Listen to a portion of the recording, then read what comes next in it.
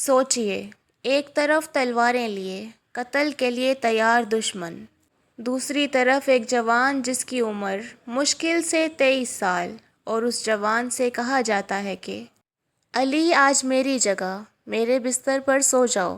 یہ بستر پر سونا نہیں تھا، یہ موت کے سامنے لیٹ جانا تھا۔ آخر حضرت علی نے ایسا کیوں کیا، اور اللہ نے اس رات حضرت علی کے ایمان کو کس طرح دنیا کے لیے مثال بنا دیا؟ آئیے سنتے ہیں یہ دل ہلا دینے والا واقعہ۔ بسم اللہ الرحمن الرحیم۔ السلام علیکم ناظرین اکرام۔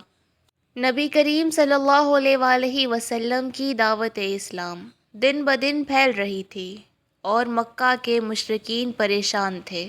انہیں لگ رہا تھا کہ اگر محمد صلی اللہ علیہ وآلہ وسلم کو نہ روکا گیا تو اسلام پورے عرب میں پھیل جائے گا۔ آخر قریش کے سرداروں نے ایک خفیہ مجلس بلائی۔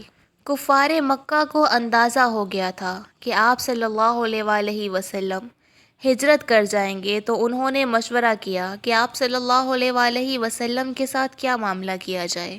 کسی نے قید کا اور کسی نے جلاؤ وطنی کا مشورہ دیا، جبکہ ابو جہل نے آپ کو شہید کرنے کا مشورہ دیا، اور سبھی نے اس سے اتفاق کر لیا، اور ہر قبیلے کا ایک ایک فرد تلوار لیے آپ صلی اللہ علیہ وآلہ وسلم کے مکان کا محاصرہ کر کے بیٹھ گیا، اور یہ سوچا کہ جب آپ صلی اللہ علیہ وآلہ وسلم سو جائیں گے تب حملہ کریں گے۔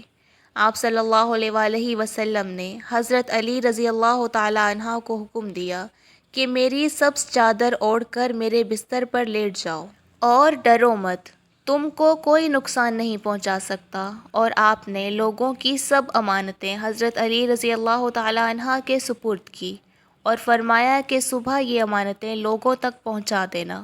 اور خود آپ صلی اللہ علیہ وآلہ وسلم ایک مٹھی میں خاک لیے ہوئے باہر تشریف لائے، اور آپ نے سورہ یاسین کی شروع کی آیات فَأَغْشَيْنَاهُمْ فَهُمْ لَا يُبْصِرُونَ تک پڑھ کر کفار کے سروں پر ڈال دی، جس سے اللہ تعالیٰ نے ان کی آنکھوں پر پردہ ڈال دیا، اور آپ صلی اللہ علیہ وآلہ وسلم ان کے درمیان سے گزر گئے لیکن انہیں نظر نہیں آئے۔ حضرت علی رضی اللہ تعالی عنہ نہایت اطمینان سے نبی کریم صلی اللہ علیہ وآلہ وسلم کی چادر مبارک اوڑھ کر سو گئے۔ صبح بیدار ہوئے اور بستر سے اٹھے تو کفار کو معلوم ہوا، تو حضرت علی المرتضیٰ رضی اللہ تعالی عنہ سے پوچھا کہ آپ صلی اللہ علیہ وآلہ وسلم کہاں ہیں؟ حضرت علی المرتضیٰ رضی اللہ تعالی عنہ نے لا علمی کا اظہار کر دیا، اور کفار شرمندگی اور غصے کی حالت میں آپ صلی اللہ علیہ وآلہ وسلم کی تلاش میں دوڑ پڑے۔ حضرت علی المرتضیٰ رضی اللہ تعالی عنہ کا نبی کریم صلی اللہ علیہ وآلہ وسلم کی ذات پر ایمان اور اعتماد تو دیکھیے کہ لشکر کفار تلواریں لیے کھڑا ہے اور حملہ کرنے کے لیے بالکل تیار ہے، لیکن حضرت علی آپ صلی اللہ علیہ وآلہ وسلم کے مبارک فرمان کہ اے علی، کوئی آپ کو کسی قسم کا نقصان نہیں پہنچا سکتا۔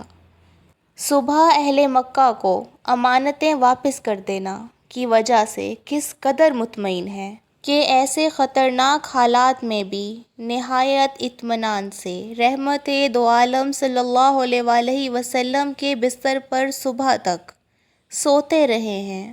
انہیں یقین اور اعتماد کا کیا مقام حاصل ہے کہ حضرت محمد صلی اللہ علیہ وآلہ وسلم کا مبارک فرمان ہی سچا ہے، اور کفار مجھے کسی صورت نقصان نہیں پہنچا پائیں گے۔ ناظرین، یہی اعتماد و ایمان کی پختگی کے لیے ضروری ہے۔ حضرت علی رضی اللہ تعالی عنہ بیان کرتے ہیں کہ جب حضور نبی اکرم صلی اللہ علیہ وآلہ وسلم ہجرت کے غرض سے مدینہ کی طرف روانہ ہوئے تو مجھے حکم دیا کہ میں ابھی مکہ میں ہی رکوں، تاکہ میں لوگوں کی امانتیں جو حضور اکرم صلی اللہ علیہ وآلہ وسلم کے پاس تھیں وہ انہیں لوٹا دوں۔